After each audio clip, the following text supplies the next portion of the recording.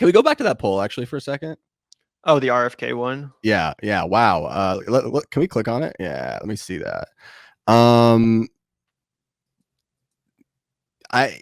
This is pretty crazy. What do you guys think about this?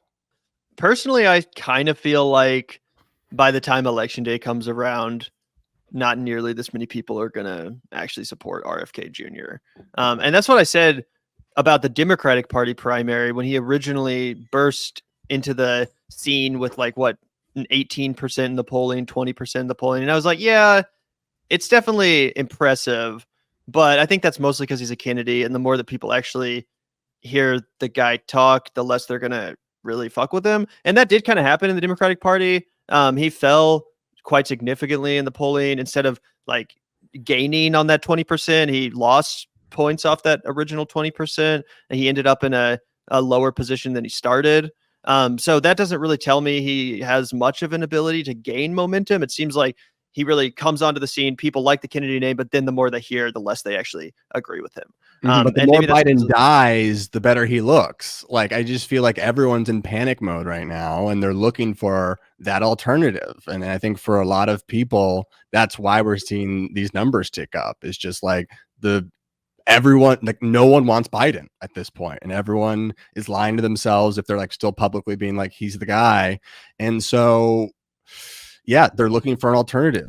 So you disagree with me? You think that he actually is going to do really well and maybe get this sort of a result on election day? I don't know on election day. I'm talking about the current bump right now that we're seeing is what I think. It's not because of anything new he said. You're right. He hasn't like done any like sort of big new message that's brought in new voters. He's kind of just been vibing.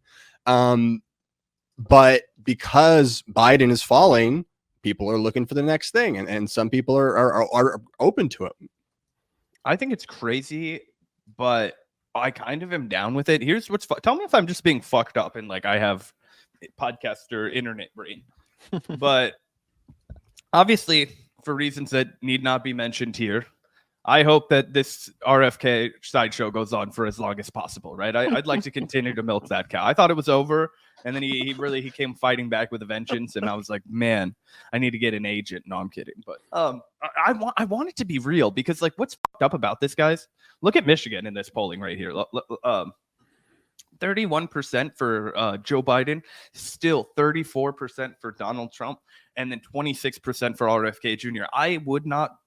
I mean, it's so, because it's like I'm like, I just have no idea how that's going to work out, because it's true that Biden is just absolutely eroding his support in the like Detroit area because of the large Arab American population there, and the pro-Palestinian support that they have in that area for obvious reasons, which already a narrow margin in a state like Michigan to win for a Democrat. However, I don't see those voters who are so angry about his position on Israel going then to RFK Jr., who would have an identical position on Israel, or Donald Trump, who would have an identical position on Israel. So then I wonder, do we get well, Trump would fix it on day one.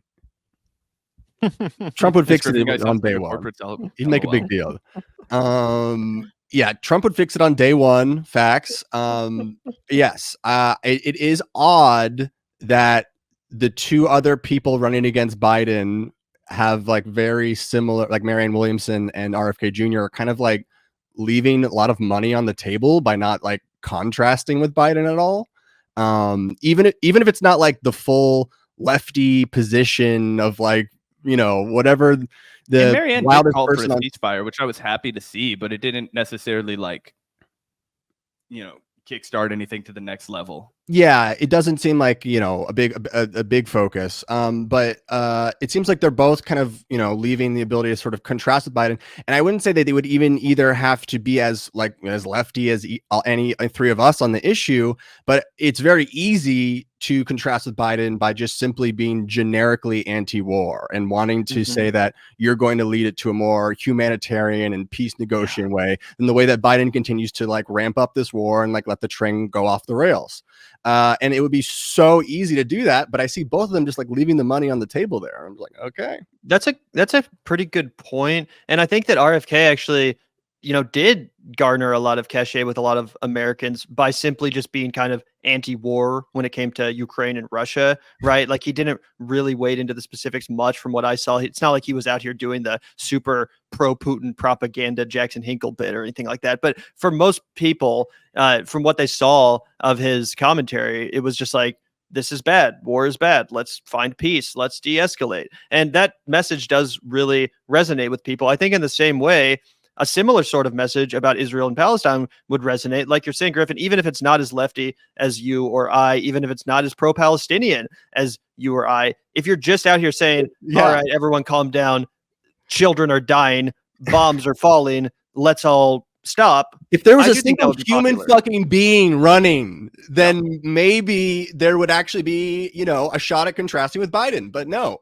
and no one's decided to be a human being yet. That's a great point. Which you could even do cynically. And do you think RFK really just loves Israel that much, or does he really? I think RFK isn't. I think RFK is never going to like pretend to like shelter or alter his views. Like he strikes me as very sincere, and like there are all sorts of views that he could have already cropped or altered, and he's like decided to like fight on all of them. I think his biggest thing right now, why he's been coasting pretty well, is because he actually hasn't talked a lot about vaccines or anything. Vaccines aren't a major issue or talking point right now, so he's kind of been able to like just be the general independent other option right now.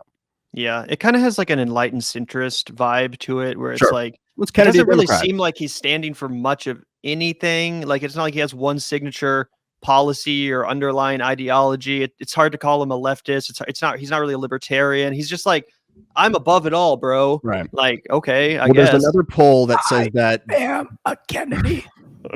He's a shirtless Kennedy too. Did any of the other Kennedys take their shirts off this much? I think I wanted to let the people know I am fit as fuck. It's good. It's working. I think also there was a poll. Can you do, Griffin? How many pull-ups? What was that? Sorry, the RFK voice with my speakers is dead. I'm sorry, sir. How many pull-ups can you do, plus or minus 100? I can do give or take 500. Pussy shit. No. There's another poll, and you don't have to pull it up, but the poll was like almost 60% of Democrats would vote for any generic Democrat name that's not Biden, just because they're that concerned about his age. They're ready to show up to the polls. They're ready to vote Democrat. They're ready to vote Trump out, but they just cannot get it up for Biden. And I think it's a really wild time. I think some goofy stuff is going to start happening. And yeah, it's definitely a historical moment. Yeah, what do you mean by goofy? I mean, I think if there is sort of what some people are calling an invisible primary happening right now. Heard Humphrey maneuver. We're gonna find out at the convention who the new podium. It's not. If they do that, they're fucked. Donald Trump will win. If they put in a new Democrat at the last minute, I think they're fucked and Donald Trump wins. Oh, you think as opposed to Biden? Well, I think that they've ridden so long with Biden that it's going to be hard to generate name. I think that they lose the swing states with a random guy. I think think that I don't know. I think their only way out would be ride anti-Trump again, like the way they know how to do. Just be like scare people about Trump and get a generic Democrat. But that's their playbook. So that's the only thing they know how to do. So like I'm coaching them with their skill set, I guess. I actually, to push back a little bit, Zach, and I'm going to blatantly rip off something Cenk Uygur said that I kind of agree with. He said that name recognition is really important in a primary, less important in a general election. And I absolutely shredded that argument by showing you guys that there is not a fucking person in history that's won a fucking presidential election that didn't have massive name recognition. And I went line by line for every Bernie Sanders had president that had Bernie won. Sanders had no name recognition. Oh, I'm sorry. When did Bernie Sanders get the nomination? I'm just saying, if he had gone up against Trump in 2016, you would be able to make the same argument that who the fuck knows who this random. And if I go back on every evidence that we do have, it shows. So you're telling me Trump would have beat Bernie Sanders because the name ID? No, but Bernie. Okay, well, hold on. Let's put a pin in that for a second. Bernie Sanders spent 18 months building up a massive national profile. Nobody's been doing that for the Democrats. Which he'd been on Bill Maher like 3 times. But you know Fair what I mean? enough. But I mean, in the same way, if JB Pritzker or someone, got the Democratic nomination, they would have like 9 months to a year to raise their ID. They would go on Bill Maher. They would go on every show. And most people by election day, yeah, would absolutely know who the fuck that person is if they've been the Democratic nominee for this long, if they participated in debates, and if they have been contrasting themselves with Donald Trump, who absolutely has high name recognition, but also incredibly high unpopularity. So I'm not as convinced that an average generic Democrat would do worse than Joe Biden. I think that Joe Biden does have enough baggage at this point that it would probably, Yeah, it it would definitely probably couldn't cancel be each other out. worse than Biden. It definitely And couldn't be worse than Biden, I don't think. The at this only point. people I I think could be totally worse disagree are with like you guys. Kamala. I think Kamala could Oh, be wait, worse yeah, than Biden. sorry. You're right. I'm talking on my ass. But when we're talking about like just JB Pritzker, someone like that, who really to me just kind of exemplifies like your average Democrat, people don't have a lot of great things to say about him. People don't have a lot of bad things to say about him. Just a decent governor, hasn't created a lot of scandals, whatever. Democrat, JB Pritzker, someone I like think that. Trump beats JB Pritzker. Nah. Oh yeah, dude. The billionaire versus the fake billionaire. Trump has way more of a base than JB Pritzker. I mean, I'm not voting for a billionaire. I'm not voting for JB Pritzker. I'm not talking about me. I'm saying when it comes to your average American, JB Pritzker seems like a decent governor. He's done the job. He doesn't have scandals. He doesn't have baggage. He seems competent.